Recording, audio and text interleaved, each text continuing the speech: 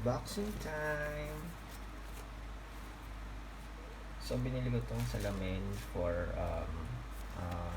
my work from home setup kasi usually sa isang araw nagko-consume ako ng around 12 hours or more sa harap ng computer kasi kasama na dun yung pag-work ko and also yung pag surf ko sa internet. So, minsan nag-aaral ako and minsan YouTube lang. So, ito nakita ko to, suggested ng aking kaibigan online and mamaya makikita nyo kung bakit ko siya napili. So, first, ayun, medyo papansin natin, durog yung kahon. So magtataka ka, baka mamaya na-damage yung salamin sa loob. Pero, yun, nakita ko na siya kanina, so i-unbox lang natin siya ulit para malaman nyo kung ano yung i-expect nyo once na bumili kayo ng Shigetsu sa Lazada. So, ayan. So, open lang natin yung box. Kung makikita nyo sa loob is first is yung Shigetsu na brand. Ayan. So, una, nakita nyo yung libreng cloth casing niya. Then, ito yung case. So, mapapansin nyo, mukha siyang leather pero it feels leather. Very leather yung pakiramdam niya. But I think synthetic leather lang siya. So, ayun. Ito yung mga makikita nyo sa loob. So, una is yung plastic na merong andun nakasama sa loob yung salamin. And yung free na pumunas. Shigetsu din yung brand. Ayan. And then also I think appreciation card and also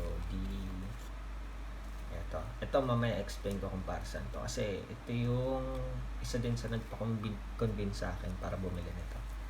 So ayan, okay, ito may to. Ito ata yung source ng infrared. So very simple. Sige, papakita ko na kung paano to nag-work.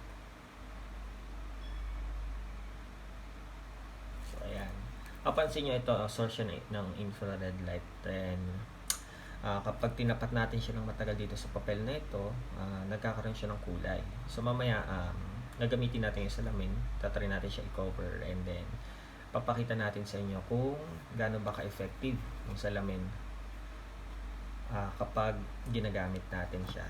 So, doon natin malalaman. Kumbaga, it will represent your eyes and eyeglasses will be the protection. Okay. Ito lang natin. So, yun lang naman talaga yung laman ng box. So, it cost me around 309 pesos including shipping fee. Pero may ginamit kasi akong code which can be which I've discovered from their page. So, scroll lang kayo doon. Malamang makakakita din kayo ng discount kapag nag-visit kayo sa page niya, Shigetsu official page sa Lazada. So, ayan, okay, salamin. Okay. So, depende sa feel niya, parang ano siya, mukha namang ay decent naman yung feel niya. Pero, I think sa quality, mukha lang siya, cheap talaga yung price niya. I mean, yung quality niya for its price. Pero looking dito sa gilid, mukha naman siyang bakal. So first, bakit siya yung napili ko? Kasi mostly yung designs niya online, puro black lang. So, and yung prices is magkakadikit lang, like 250, 270, 230. But this 300 plus.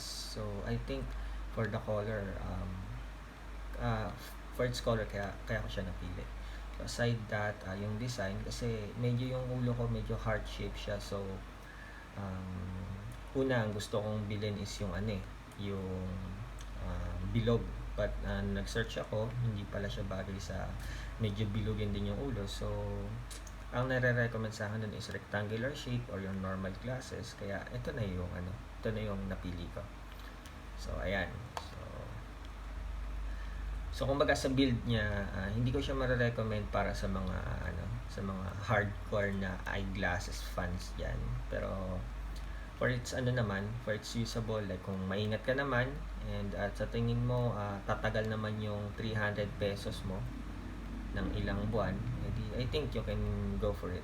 So isa lang sa napansin ko rin is itong maliit na logo niya dito sa may salamin. So meron siya. Talagang meron siya dyan. Pero kapag sinuot mo naman siya, hindi naman siya noticeable. So ayun. So going na dito sa sa testing natin. So papatong ko lang siya dyan kalahati. Okay. And then ano natin ito.